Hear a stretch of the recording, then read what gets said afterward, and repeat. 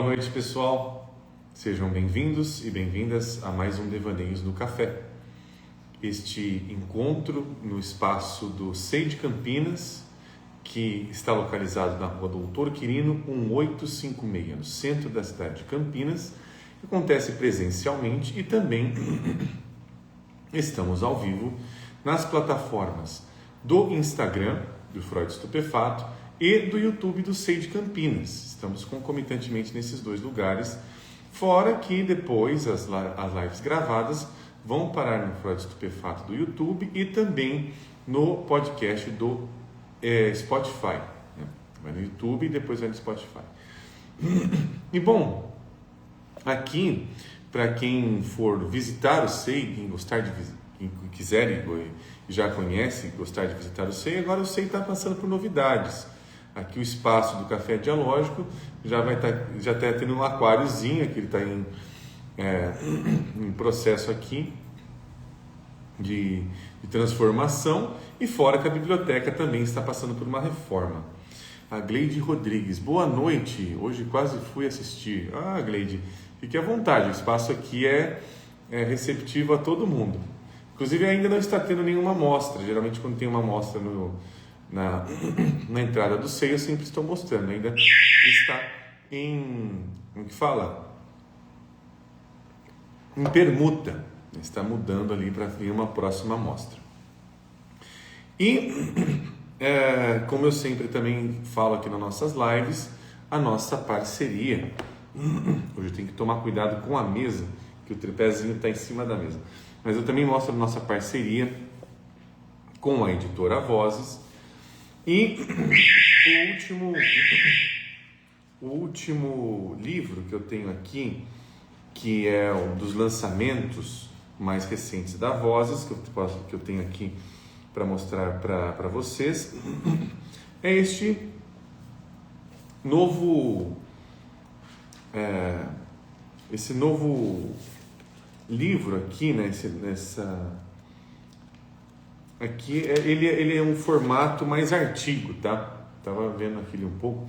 Ele tem quase um formato de artigo também, que é o Imaginação da Verena Cast. Imaginação, espaço de autoconhecimento e liberdade. Apresentando aqui para vocês o livro mais recente lançamento da Vozes. E sempre lembrando que quem quiser comprar esses livros, há um cupom de desconto, cada mês ele muda, tá? Então todo mês ele está em mutação, e o deste mês está sempre sendo colocado nas publicações do Freud Estupefato. Ele tem um cupom de desconto direto para comprar no site da editora Vozes, tá? Então este livro aqui, sobre imaginação, de autoconhecimento e liberdade. Interessante ali ela relacionando a imaginação com uma liberdade, né? Com liberdade de quê e de quem, né? Então, este livro vai falar um pouco sobre isso. E agora começando a entrar um pouco no nosso Devaneios no Café, né? O nosso programa, nós estamos aí agora falando sobre temas mais... Eu tenho que tomar cuidado com essa música aqui, peraí. Aí. Nós estamos agora caminhando para falar sobre temas, não vou dizer que eles são mais recentes, eles são também, mas não só isso, eles não tem só essa questão de temporalidade, mas da forma como eles estão se apresentando, ou eles se apresentam no nosso cotidiano também. E a gente falou sobre diversos temas, e hoje eu estou tomando como referência, até mesmo para algumas provocações, este livro aqui do Hillman, chamado 100 anos de psicoterapia e o mundo está cada vez pior. Este livro aqui, que foi lançado nos anos 90, não sei se foi um lançamento mundial ou só no Brasil, mas a referência que tem-se aqui nesse livro, que foi lançado acho que em 93, e ele traz temas bastante atuais, apesar de ele estar também falando da atualidade da época. Então ele vai falar sobre a sociedade americana, ele vai falar quais eram os temas da moda, naquela época, então falar, por exemplo, do retorno à infância e por aí vai.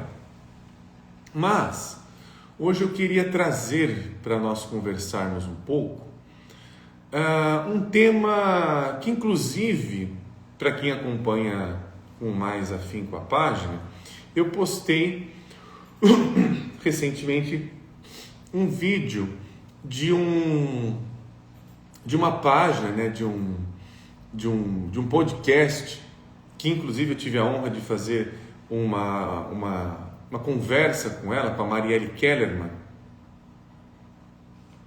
que é um podcast feminista, é um podcast que hoje, né, não foi nos primórdios dele, mas hoje ele é somente constituído, ele é feito por mulheres.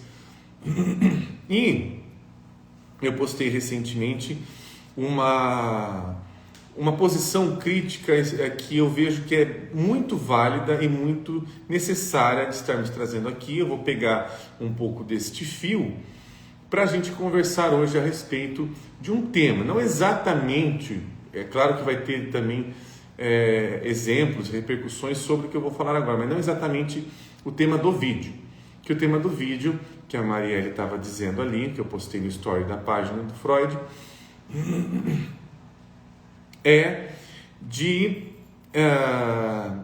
ela estar ali, né? Ela falou que foi num lugar e via que diversas crianças ali estavam sendo privadas de uma relação social mais presente por conta de uma hiperestimulação para a criança ficar, digamos assim, apaziguada na mesa do restaurante. Então se colocava ali na frente dela um celular, um tablet, para que ela ficasse assistindo ali alguma coisa e não atrapalhasse ou interrompesse a conversa ou até mesmo o próprio clima do restaurante. Bom, é claro que eu estou pegando um resumo, não é só isso que o vídeo trouxe, mas é um gancho, pois neste gancho a Marielle ela comenta o quanto isso acarreta em uma complicação nas relações e principalmente também naquilo que nós chamamos de saúde mental. Então ela vai e traz o seguinte: bom, parece que é uma cena simples, parece que aquilo não tem nada a ver, mas o que está sendo passado em relação a este momento é de que a manifestação de uma criança, né, no caso, ou alguma coisa ali, ela não pode aprender a conviver em sociedade, então ela tem que ser silenciada. Então, colocar na frente da criança um tablet tem a noção de silenciamento, ou seja, fica no seu mundo e não atrapalha o mundo dos outros. Nós estamos vivendo, isso não é de hoje, tá? Eu nem lembro se eu já cheguei a fazer um comentário de um exemplo muito parecido com o dela, mas isso é muito comum. Basta ir a qualquer restaurante, que vá ali família e tudo mais, que não é nem um pouco incomum, não é nem um pouco raro, digamos assim, encontrar uma cena como esta. Então, qual é o tema em vigência em relação a isso? Aqui, então, vamos começar a conversar um pouco sobre o silenciamento nas relações. E aí as relações, seja elas quais forem. Pois esse silenciamento, ele já é de longa data.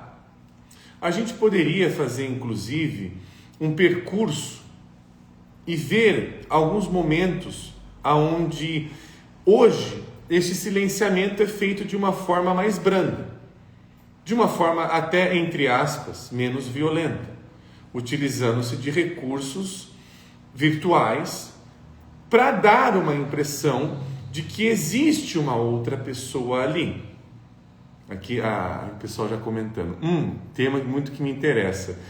Vamos, inclusive, né, pessoal, ainda bem que você comentou, Gleide, vamos conversando Vamos bater um papo. Para quem estiver ao vivo aqui no Instagram, vamos ir conversando sobre esse tema. A intenção não é só eu ficar falando, é de nós fazermos uma troca em relação a este olhar, porque vocês podem ter olhares diferentes e tudo mais, mas eu concordo com a visão da Marielle, que ela diz que isso acarreta em problemas de saúde mental que vão colocando na posição de um desejo, né, ou na posição de que eu não vou mais reconhecendo as outras pessoas ao meu redor como participantes até mesmo ativas da minha vida, da forma como eu penso, os barulhos da cidade. Isso tem a ver com o tema que nós falamos na semana passada, na live passada a respeito.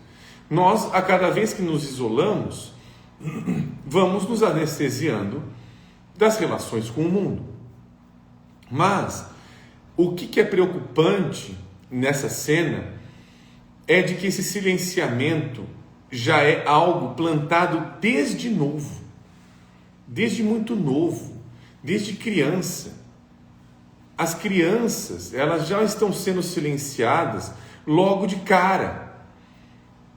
Eu mesmo, acho que 1 ano atrás, que eu fui no restaurante, eu vi uma criança que ela, se tivesse 3 anos, era muito.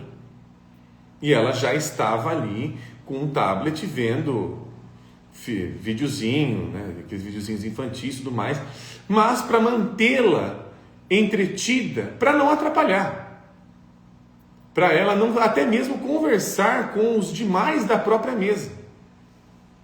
Era nítido porque isso acontecia. Então, esse silenciamento, ele acontece hoje, mas ele não é de hoje. Se a gente for pegar relatos ali, até relatos clínicos, se a gente puder utilizar agora um pouco da psicanálise, até um pouco da clínica como exemplo, a gente vê que em outras épocas, em outras infâncias, esse silenciamento, ele era uma forma mais até visível, talvez, de repressão. Era uma repressão mais violenta, inclusive, num sentido de uma figura paterna ou materna mandar calar a boca da criança, senão ela ia apanhar. Cale a boca ou você apanha. Então, ali a repressão era muito violenta, era muito física e muito nítida. Só que ela continua acontecendo até hoje, esse silenciamento nas relações. Talvez não com tanta frequência ou com tanta... Existe ainda esse tipo de dinâmica, infelizmente, mas ela foi sendo trocada. O silenciamento continua, mas a forma de silenciar mudou. A maneira como ele se manifesta mudou. Mas ele continua existindo nas relações. Então essa semente não é de hoje, não é de agora. Ela é de longa data. E eu trago isso porque este é um ponto para nós começarmos a observar em relação a esse silenciamento que vem acontecendo nas relações, seja elas quais forem, que inclusive é um silenciamento geracional. Ou seja, ele começa, não é com a criança, mas ele reflete como um adulto se relaciona com uma criança ou com um jovem. Principalmente o adulto, pois é ele que vai começar a inserir o jovem ou a criança no mundo. Ele que vai apresentar como esse mundo funciona. Então, por isso mesmo que a gente vai seguindo, né? A gente vai trazer, eu trago este livro do Hillman, pois, como eu mesmo disse, este livro é dos anos 90. Tem aí agora 32 anos o lançamento desse livro. Mas as questões que ele traz, inclusive, anteriores aos anos 90. Talvez até uns 20 anos. Então aí a gente pode colocar uns 50 anos aí. Em suma, se a gente for ver o que a gente está conversando a respeito disso, de 50 anos para cá, em relação à maneira como nós nos relacionamos, a cerne destes relacionamentos, nada mudou. Não foi transformado, ele foi trocado.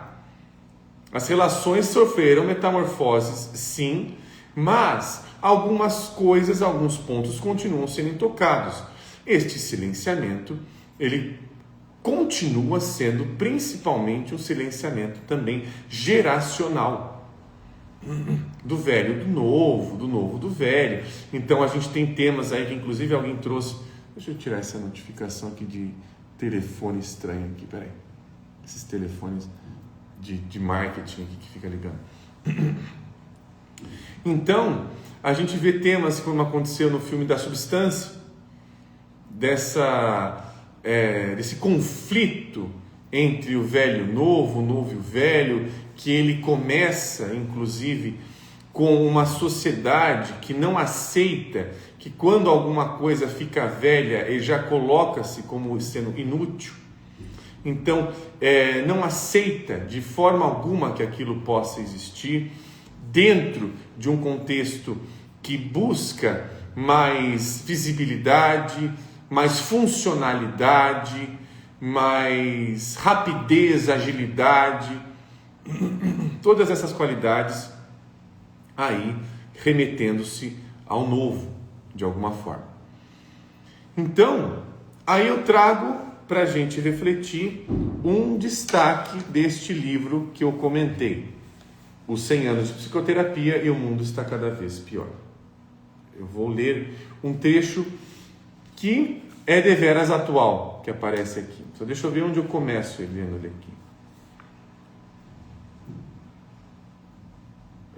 Eu acho que eu vou ter que começar ali, então, outra página, peraí.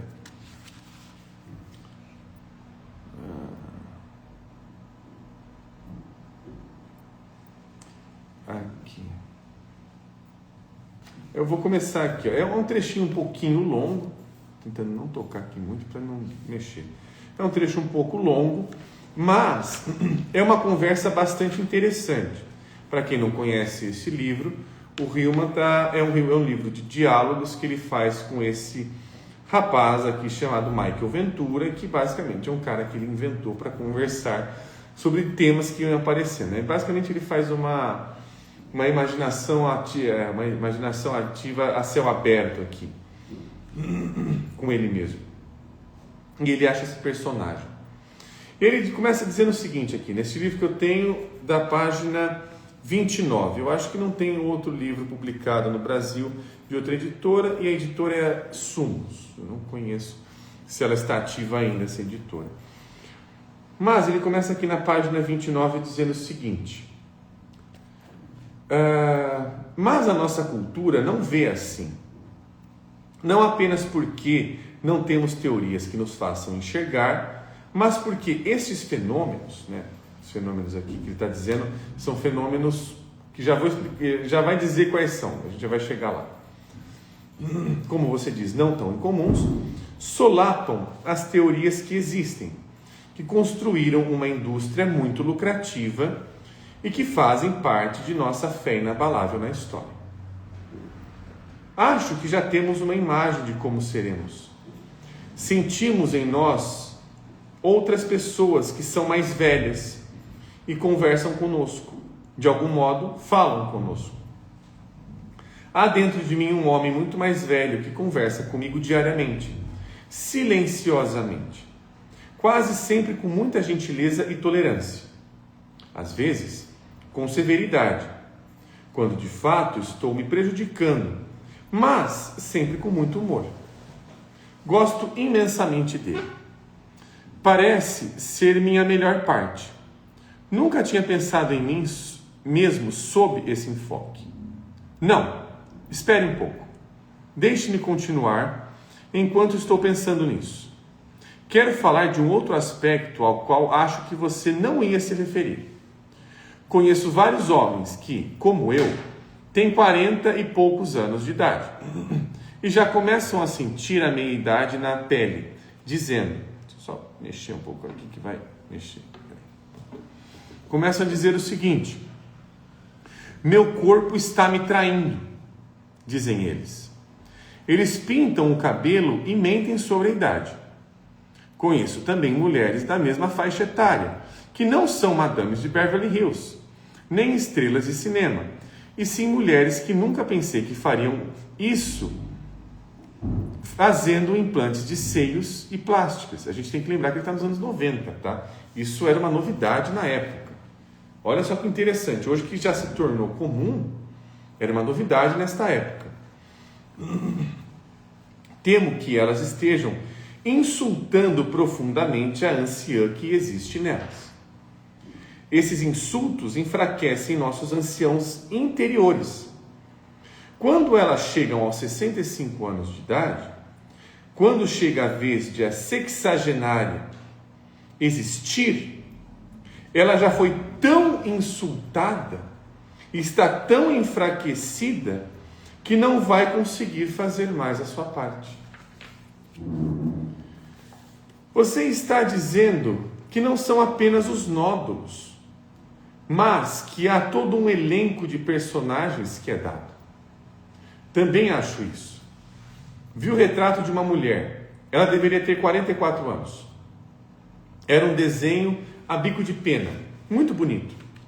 Ela não gostava porque a fazia parecer muito velha. Então eu disse: esse desenho é a anciã que espera por você no fim do corredor. Eles estão todos lá. Essas figuras amigas estão sempre por perto e precisam ser fortalecidas diariamente, por toda a vida. Michelangelo chamava-as de imagem do coração. Sabe, como se pode ter 35 anos de idade quando se ainda tem 25? Deve haver uma aparência de 35 que assumimos. Então, o que estamos dizendo é: você não sabe o que vai acontecer, mas sente as pessoas em você. É o seu destino. Se a cultura ou a família não tiverem demolido esse jeito de sentir quando você ainda era pequeno. Parênteses, olha o tema que a gente está trazendo aqui, que é dos anos 90 isso aqui. Olha o tema.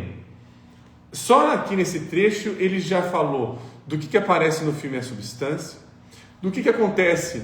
Ele vai ter mais, tá? Eu vou ler um pouquinho mais, mas percebam, aqui é para a gente tentar captar um pouco, não é somente a crítica à sociedade que ele está trazendo, isso também é extremamente importante. Mas o que ele está fazendo também de grande importância é a crítica à posição psicológica que nós tomamos com relação a nós mesmos. O tipo de silenciamento que nós temos ao insultarmos, estamos insultando figuras em nós sem sabermos. Não dando a elas condições, chances, possibilidades, palco para que elas se manifestem. Morfeu dormir com alma. Lê a última frase novamente, por favor. Com certeza. Eu vou ler aqui, ó. Então, o que estamos dizendo é: você não sabe o que vai acontecer, mas sente as pessoas em você. É o seu destino. Se a cultura ou a família não tiverem demolido esse jeito de sentir quando você ainda era pequeno. Aqui então, o Hillman ele dá uma invertida nesse lugar de irmos fazer uma terapia da infância para curar traumas de infância. E na verdade ele faz uma outra versão de: se formos fazer uma terapia que fale sobre a infância, que fale sobre o jeito de imaginar da criança, que traga este jeito para cá novamente, pois ali há sim uma novidade acontecendo. Há um modo interessante de se ver as relações do cotidiano que talvez apenas uma criança consiga enxergar. E se a sua família não destruiu isso, vamos colocar isso em pauta. E olha que interessante, essa é uma imagem muito forte, tá? Eu acho que é uma imagem muito poderosa, porque aqui ele está colocando que sim, há um risco psicológico iminente, constante, que se nós não cuidarmos, ele vai ser destruído uma hora ou outra. Em algum momento da nossa vida, se nós não cuidarmos da nossa psique, se nós não tivermos interesse por ela, ela vai ser destruída. O interesse por uma novidade, o interesse pelo meu cotidiano vai acabar. Vai morrer. Vai ser destituído. Eu vou ser apenas escravo do cotidiano até o fim da vida. E nada mais. Comentários. Já continua a leitura. Aqui é para a gente se provocar mesmo, tá, pessoal? Morfeu dormir com alma. Sensacional esse trecho.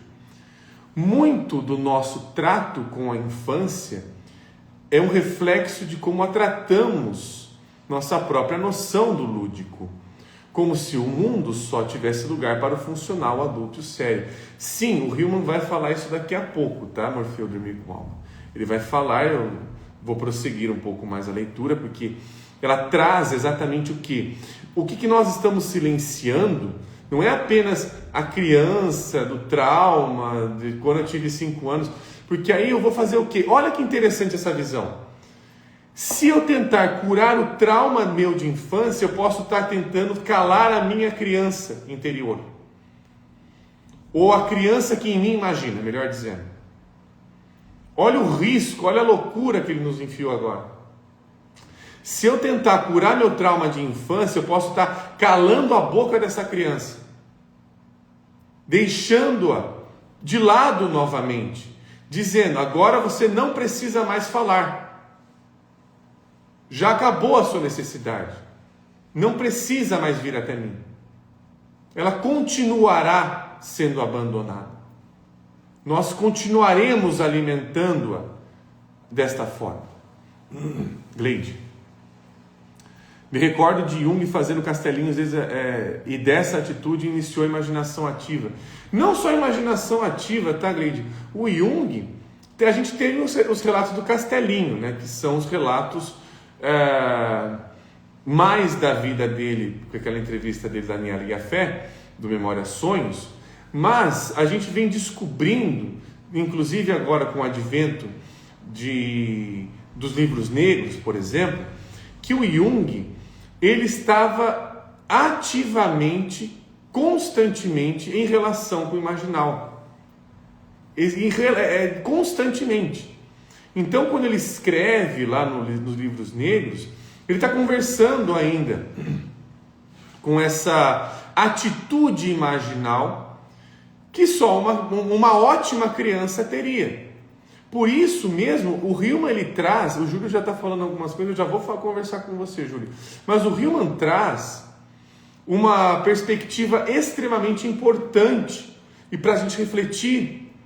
Porque não foi à toa que eu trouxe a questão do vídeo, não foi à toa que eu trouxe a questão dos restaurantes, que o puer, o novo, a criança, é a imagem, uma das imagens mais reprimidas dentro da nossa sociedade.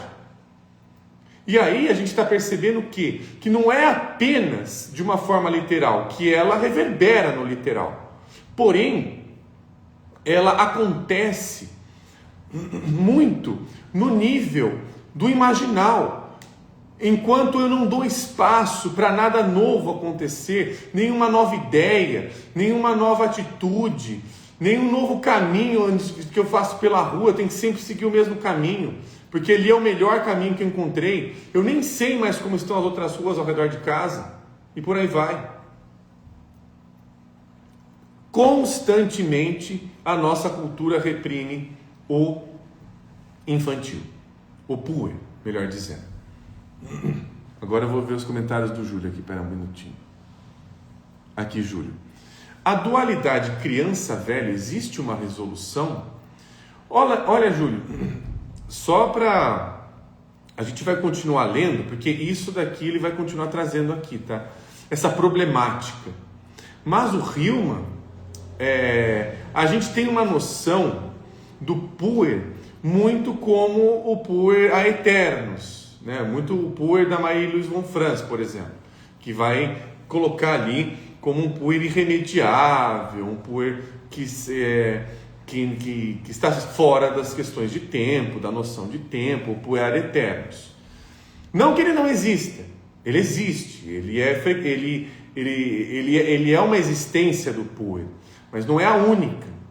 O que o Hillman traz também, na obra dele como uma virada, é que o arquétipo do Puer e o arquétipo do Sênex, ou, em outras palavras, o velho e o novo, na verdade, de novo, o novo e o velho, né? Eu vou pegar o Puer, que é o novo, e o Sênex, que é o velho. O novo e o velho, eles são participantes ativos do mesmo arquétipo.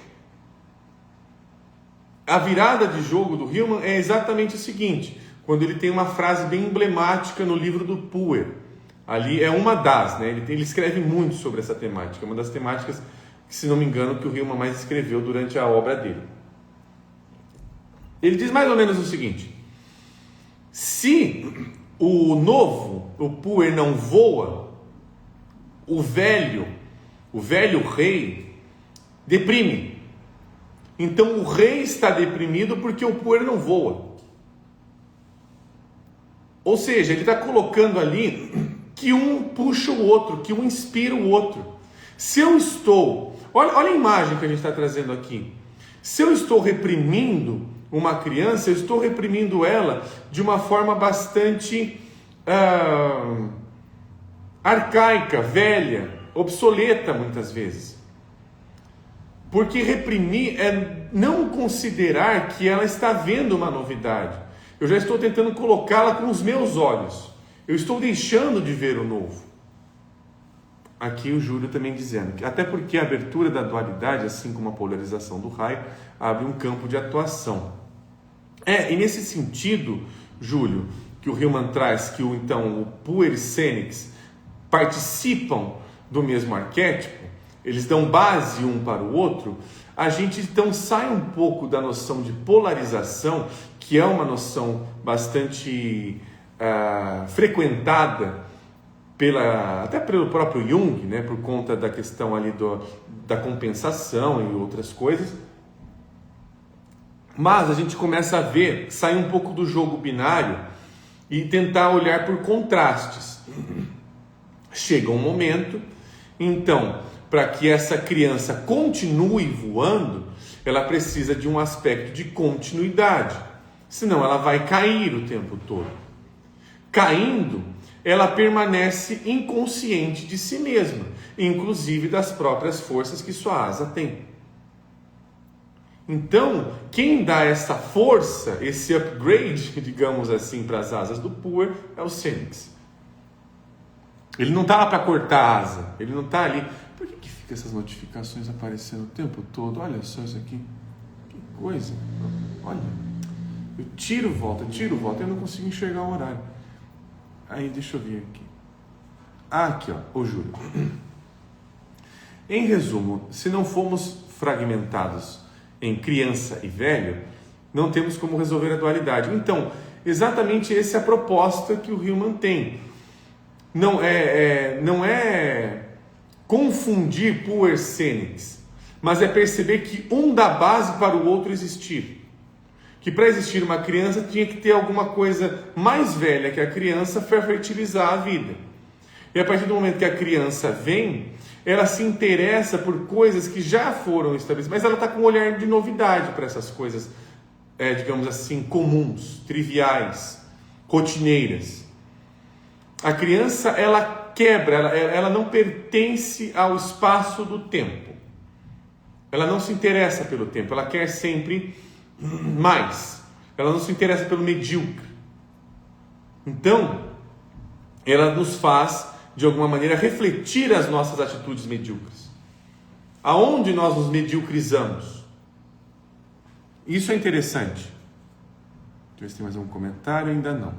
E eu vou continuar lendo, porque aqui há algumas provocações extremamente interessantes sobre este tema. Né? A gente está falando sobre o silenciamento nas relações, mas a gente está falando agora um pouquinho disso acontecendo de uma forma mais geracional. Onde eu parei? Aqui, ó. Tinha parado naquela frase quando Dormir com Alma falou. O Hillman continua aqui dizendo o seguinte: a aparência das pessoas, as figuras, está tudo lá. devemos fortalecer essas figuras à medida que vamos vivendo. Há muito medo de que não haja ninguém lá, né? Lá ele fala nessa figura, ali não há ninguém me esperando no corredor, no final do corredor da vida. Acredito ser esse um dos maiores medos que há por trás de pintar o cabelo ou remover as rugas em torno dos olhos. Parênteses. Ele não está criticando, que eu entendo do Hillman, tá? Eu posso estar errado, ou até mesmo o Hillman pode estar ali, né, exagerando um pouquinho. Mas eu vou tentar ver um pouquinho de uma forma arquetípica. Não é sobre pintar ou não o cabelo, tá? Ele não está falando de, então a gente tem que pintar cabelo e aceitar o jeito natural e dane-se. Não é sobre isso. Ele está colocando que ali há um medo basilar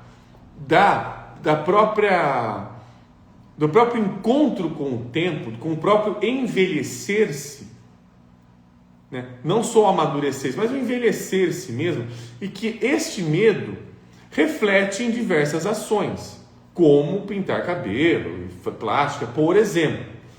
Mas o que ele está trazendo aqui é a possibilidade de, reflitamos. Será que a gente está fazendo isso por um motivo estético, para me melhorar, para me aprimorar, ou que tem talvez um medo basilar de eu não quero me encontrar com, sei lá, uma bruxa velha, má, carcomida no final do corredor? Ou usando a metáfora do Abu Janra, quando ele fazia provocações, você vai terminar a vida com aquele negocinho no nariz do hospital. Então, esse é o medo que nós temos, constante, que nos atormenta e que nos é comum. E aí ele vai continuar dizendo o seguinte: quando chegar aos 50 anos, estarei vazio, não haverá mais ninguém lá. Que sensação é essa de vazio? É de não ter ninguém lá no final do corredor. E insultamos tanto o ancião que existe em nós, se o atacamos sempre que, digamos, xingamos um velho no trânsito, ou que está na nossa frente no caixa do supermercado e não paga logo a conta. Sempre que fazemos isso, assustamos e humilhamos o velho que há em nós. Ele se retrai tanto que acaba desaparecendo. Aqui ele está dizendo como começa a acontecer as tragédias psíquicas quando nós perdemos uma imagem. Quando nós deixamos de relacionar com a imagem, seja ela qual for. Quando nós silenciamos ela, por seja qual motivo for. Social, familiar, para manter o emprego, para manter uma determinada relação. Ao silenciarmos dessa imagem, ela desaparece. Nós perdemos, é como se uma ferida nossa deixasse de falar conosco, não de existir, mas de falar, como se ela dissesse, bom, se a minha dor, por eu ser uma ferida, não te importa, então você vai conviver com as consequências dela, pois ela está te avisando que, bom, se você está com o pé quebrado e continuar andando, uma hora ou outra você não vai ter mais pé. É mais ou menos por aí. Onde eu parei? Aqui. Há outra maneira de se fazer isso. Sempre que se repete a ladainha, não tenho tempo para sofrer. Sempre que se ignora uma doença. As doenças são, em parte, uma forma de nossos velhos se desenvolverem. São maneiras de aumentar o conhecimento que se tem do próprio corpo. As doenças contam coisas importantíssimas sobre o que se come, o que se passa nos intestinos, o que acontece no testículo, o que há na pele. As doenças nos ensinam especialmente a envelhecer. Desvalorizá-las e suprimi-las só nos afasta dessas figuras. Insultamos nossas pessoas interiores, pelo que fazemos com nossa própria fraqueza. A gente devia pegar essa frase e botar na geladeira, daquelas frases de colocar no quarto, assim, sabe? Acordar e já receber porrada, assim. Já receber. Insultamos nossas pessoas interiores pelo que fazemos com nossa própria fraqueza. De colocar isso na frente, assim, ó. Começar o dia olhando para isso. Sou super de acordo, porque é o que nós fazemos o tempo inteiro. De novo, volta para aquilo que nós comentamos. Ao tentar curar, no sentido de exterminar um trauma de uma infância, exterminamos não o trauma, mas a infância. Aqui ele está colocando no sentido do Sênix, aqui ele está colocando como este Sênix também é reprimido, como o velho é reprimido. E o velho é reprimido no seguinte sentido: eu não posso sofrer. É uma frase que é mais ou menos o seguinte: se eu não sofrer, eu posso qualquer coisa. Se não estiver doendo, eu posso fazer o que eu quiser. E aí a gente vai fazendo o quê? Vai fazendo depósitos na poupança de sofrimento, esperando que ele não renda. Basicamente isso. A gente vai depositando sofrimento numa poupança, mas com um objetivo diferente de uma poupança, esperando que ele não renda, esperando que ele não me enche o saco, que ele não apareça novamente. E aqui ele está dizendo, é aqui que nós insultamos a psique, é aqui que nós perdemos contato com nós mesmos. Esse sofrimento que ele está trazendo é o sofrimento de alguém que existe em mim, eu não sei. Este velho que está chegando, mostrando que as relações, a forma como eu tenho o meu corpo é outra, que eu tenho que tomar cuidado, outro, diferente, com o que eu como eu me relaciono, porque não vai continuar a mesma coisa. O meu corpo, eu posso continuar imaginando a mesma coisa, mas meu corpo não. A forma de me relacionar não. O meu corpo vai dizer, não, as coisas mudaram aqui. Só você não viu. A Gleide, nós tornamos exímios silenciadores. Sim. Constantemente. Aqui a gente está usando alguns exemplos, tá? Estou pegando muito essa questão do silenciamento geracional também. Mas, qualquer que seja a relação, qualquer que seja a proposta de uma relação, porque isso é o que é uma relação também, é uma relação com nós mesmos. Se dentro dessa relação a proposta iminente é eu não posso sofrer, nós estamos matando coisas importantíssimas em nós. Nós não estamos dialogando com elas. Nós inclusive estamos abominando o diálogo. Nós estamos dizendo, não, a minha concepção é a correta, você que não entendeu ela, e como você não entendeu, você cai fora. Basicamente isso. Um insuportável sobre quem o outro é, por simplesmente ele ser diferente de mim, por simplesmente ele agir, pensar, ser, sofrer diferente de mim. Só que nós temos este outro nós. Temos uma criança, temos um velho, temos uma mãe, temos, sei lá, um professor, um aluno, sei lá, gato, que se nós não tratarmos bem, a gente está insultando, né? O que o Hillman diz aqui, eu acho que é fantástico. Vou voltar essa frase, é linda essa frase aqui, ó. Que nós insultamos essas pessoas interiores pelos que nós fazemos com as nossas próprias fraquezas. Ou seja, cada fraqueza que aqui ele está colocando nessa palavra aqui é uma pessoa interior. Eu não estou insultando qualquer pessoa, eu estou insultando um outro em mim que eu desconheço. E a partir do momento que ele chega, se mostra e não se pode se mostrar mais, ele some. Ele some não da existência, mas do olhar. Ele some da perda de relação com ele. E ao perder a relação, ele continua sendo ele mesmo, eu continuo sofrendo, eu não percebo mais como eu estou sofrendo.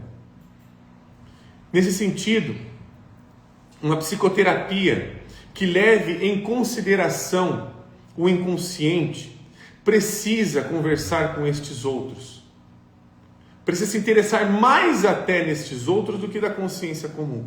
Porque a nossa consciência habitual tem a mania, e isso é em todo mundo, todos nós, a nossa consciência habitual vai calar um outro em mim que eu preciso conversar, através de atitudes resolutivas. Agora já entendi isso aqui, agora não preciso mais passar por isso aqui, agora já está tudo pronto, já tive um insight, é por aí mesmo. Tudo isso pode ser uma maneira de silenciar. Não é bem por aí. Não é tão simples de se resolver. Não é porque eu tive uma ideia que essa ideia vai dar certo. A ideia vai continuar sendo uma ideia. Ela pode ser um norteador. Mas se ela se torna a resposta para o problema, eu arranjei mais problema. Geralmente é isso que acontece. Mas o Riemann continua aqui, dizendo o seguinte. Aí ele vai falar um pouquinho de como isso acontece com os jovens também.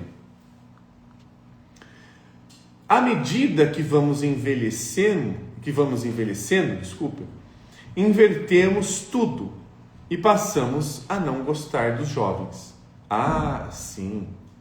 E quando atacamos os jovens com a mesma impaciência com que atacávamos as pessoas mais velhas, enfraquecemos os jovens, selves que ainda estão em nós, tal como fazíamos com os selves mais velhos quando eram jovens. Sem dúvida, atacamos os jovens que há em nós. Como você disse, os jovens que nos impulsionam também criam as fantasias. E então, não nos permitimos mais sentir ou imaginar a sexualidade. Não nos imaginamos mais correndo riscos. Os jovens correm riscos espantosos o tempo todo, são atraídos por isso, simplesmente o fazem. Não nos arriscamos mais no sentido de nos soltar, de deixar acontecer. Há velhos incríveis que conheço e que já foram mestres em deixar acontecer, pessoas extremamente corajosas. Alguns ainda o são. Não têm medo de atravessar uma rua e de caminhar à noite. Aqui no Brasil é um pouco difícil para acontecer isso aqui, viu? Nós rejeitamos e atacamos principalmente os adolescentes. Não suportamos ficar perto deles, porque nossa própria adolescência foi muito sofrida. A paixão, o romance, as fantasias suicidas da adolescência e todos aqueles sonhos que não realizamos. Não há nada pior para se dizer a alguém que você está se comportando como um adolescente. Que tal está parecendo velho? Quando se chega aos 40 e há a crise da meia-idade, passa-se novamente por um outro tipo de adolescência e muitas das cascas são quebradas. Mas isso não tem importância, é menosprezado. O que é que há com você? Está na crise da meia-idade? Passa-se por outra crise aos 60 anos. E se a gente reage e diz, é isso mesmo, estou em crise, é melhor você cair fora, vão dizer que estou louco. Céus, o Ventura perdeu o juízo. Mas o que a gente está dizendo mesmo é, estou trocando a pele. Vou dar uma pequena pausa aqui, depois eu vejo se continuo. Mas olha isso aqui. Olha que interessantíssimo. Eu vou ver os comentários agora. Depois a gente vai conversando aqui. Ó. Comentário: Morfeu dormir com alma. Habitar o corpo... Espera aí. Habitar o corpo pode ser pesado para a alma. Sentir a ação do tempo, a necessidade de manutenção, a iminência da finitude. Evitamos as rugas numa tentativa de tornar o corpo imortal como a alma. Sim, eu acho que tem esse lado, sim, viu? É um lado bem interessante esse, se a gente for pensar no sentido da alma ser imortal. Mas aí que tá, talvez seja o seguinte, talvez a alma ela não esteja preocupada com as questões do corpo, mas em imaginar esse corpo. Então a gente chega num ponto que é o seguinte: será que nós também não estamos sendo silenciados, privados? Essa é uma palavra bastante interessante nessa nossa sociedade capitalista. Será que nós não estamos sendo privados também de ter um contato, uma intimidade com aquilo que nós chamamos de morte, com aquilo que nós chamamos de finitude? Pois se a gente for ver em diversas civilizações, dessas civilizações fundadoras, que a gente vai dizer aí, por exemplo, civilização egípcia, a grega, as civilizações japonesas, escandinavas, né, que esses povos politeístas, eles pensavam, todos eles tinham um Deus para se referenciar à morte. A partir do momento que você tem um Deus para, digamos assim, personificar a morte passa a ser um evento necessário para isso que nós chamamos de vida. Há uma necessidade da morte acontecer na vida. Não só a morte física, como ela nos atingirá e nos atinge constantemente, mas a morte de um outro lado sobre as questões da vida. Um outro lado que você não via ainda. O outro lado do corredor. Esta outra pessoa que está me esperando e que eu estou vendo ela e que talvez eu não a conheça ainda, pois nós não estamos próximas ainda. Nós não estamos aconchegadas ainda. Não é um chegado meu. É uma estranha. Nós também estamos sendo silenciados para falarmos e pensarmos, imaginarmos na morte. Recentemente, nós tivemos aí eu considero essa uma das mortes mais apoteóticas que eu já vi e presenciei em vida, que foi o do Ozzy Osbourne. O Ozzy Osbourne, ele fez o último show da vida dele no dia 5 de julho de 2025. No dia 22 de julho ele morre. Foi apoteótico. Ele já sabia que a morte estava ali. Ele não estava fazendo um show para evitar, para celebrar, digamos assim, negar a morte que estava acontecendo nele. Não, a morte está acontecendo e se eu tiver uma chance de fazer o que eu mais amo ainda, eu vou pegar essa última chance. Ele fez isso. Quantos de nós, ao tentarmos não a silenciar a nossa morte ao longo de toda a vida, como muito bem fez Ivan Illich, para quem conhece ali a história da morte de Ivan Illich, ao silenciarmos a morte acontecendo na nossa vida, a gente não vê que a gente está matando um monte dessas pessoas que o Hillman está trazendo aqui, dessas pessoas interiores, essas pessoas em mim, que elas o tempo todo estão sendo destruídas, dizimadas em mim. E chega uma hora que a conta vai ser paga. Chega uma hora que a gente tem dificuldades de imaginar. Tem uma coisa muito interessante, não sei se vou conseguir me aprofundar muito nisso, mas acho que não. Mas tem um ponto, para quem conhece o Memoriações do Jung, é um ponto que aquilo ali tem uma profundidade tão grande que eu acho que a gente ainda não entendeu direito o que o Jung estava falando. Ali tem uma profundidade muito grande, que é quando ele começa a não ir na escola e a fingir que ele tinha síncopes de desmaios.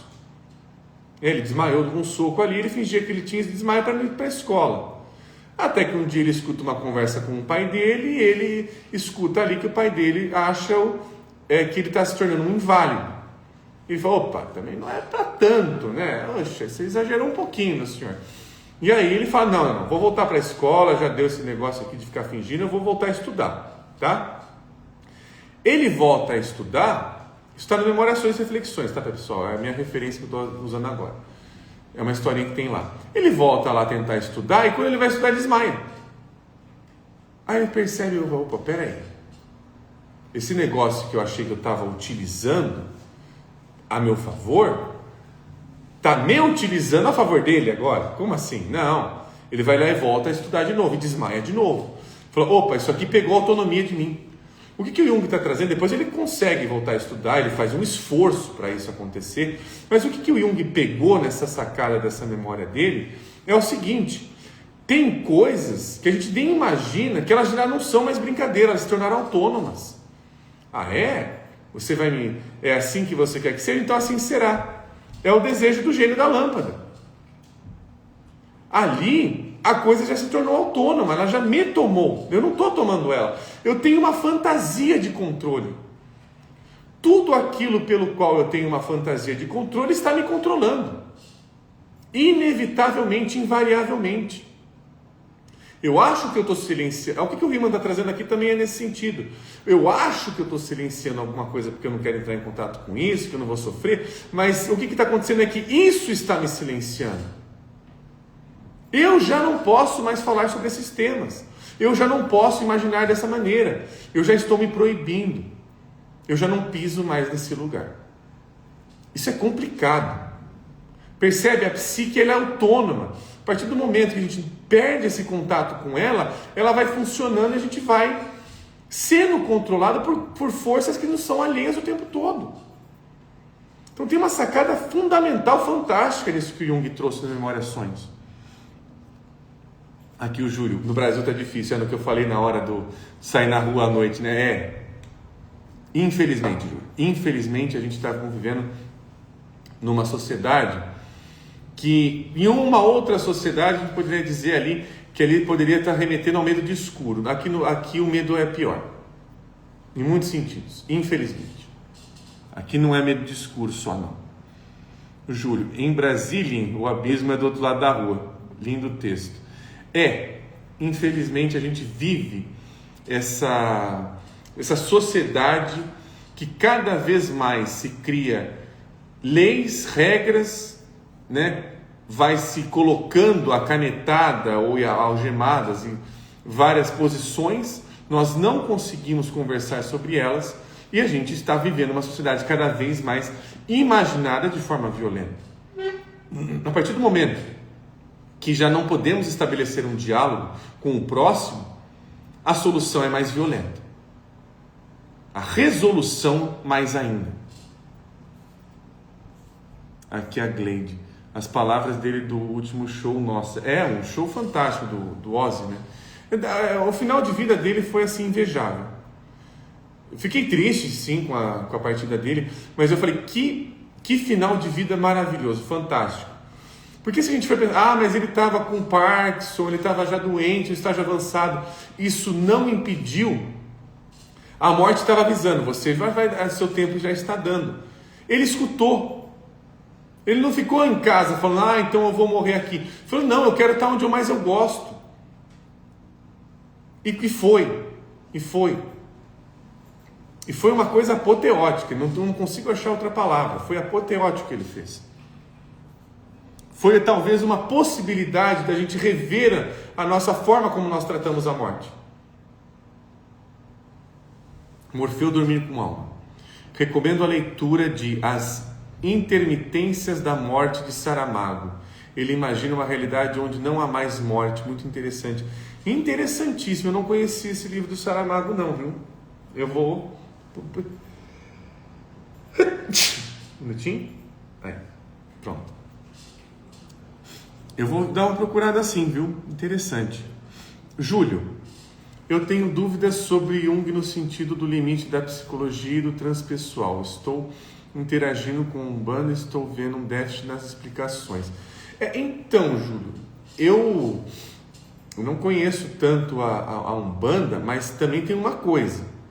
Eu acho que aí também a gente, nem o Riemann, ele coloca, também a gente tem que tomar cuidado com o quê? Seja qual for a psicanálise ou a psicologia envolvida, se ela começar a explicar todos os fenômenos da vida, se ela explicar tudo, ela der conta de tudo, eu acho que ela está ficando cada vez mais inconsciente de si. Então, tem manifestações espirituais que eu acho que vale uma narrativa espiritual para conversar diretamente com ela. Tem coisas que vão ficar ali no campo da psicologia. Por exemplo, a questão da Umbanda. Tem meu querido amigo Zacarias, ele escreve o Oriacé, que inclusive eu já trouxe aqui numa live. Ele escreve sobre Exu, né? Exu Meu Camarada, é um outro livro que ele também escreveu. Então, tem outros autores que vão se referenciar sobre isso. Porém, a gente também não precisa, a gente tem que tomar cuidado para que uma narrativa psicanalítica não anule, não substitua outras narrativas, porque senão ela não é psicanalítica. Se ela está substituindo uma outra narrativa, ela está se colocando numa posição de poder. E numa posição de poder é onde a gente fica cada vez mais inconscientes de nós mesmos, tá? Eu não sei se era bem por esse lado que você estava comentando, mas eu acho que vale só puxar esse tema, porque ele é importante também, tá? Aqui. Pode escrever, a Cleide perguntando, pode escrever novamente o nome do livro que foi falado agora há pouco? Não estou vendo o comentário aqui da fala do livro. Bom, eu falei sobre vários. Eu falei sobre Memórias, Sonhos e Reflexões do Jung. Eu falei do Oriacé do Jorge Zacarias, Exu Meu Camarada do Jorge Zacarias. Tem o que nós estamos utilizando aqui, os 100 anos de psicoterapia e o mundo está cada vez pior, do James Hillman e do Michael Ventura. Então tem esses vários livros que nós utilizamos aqui como referências. Um foi da minha cabeça, né, que foi livros que eu fui lendo, e outros que eu tenho aqui junto comigo. Perfeito, Júlio comentando. Bom, pessoal, essa para ser também os devaneios estão mais provocativos ultimamente, com intenção.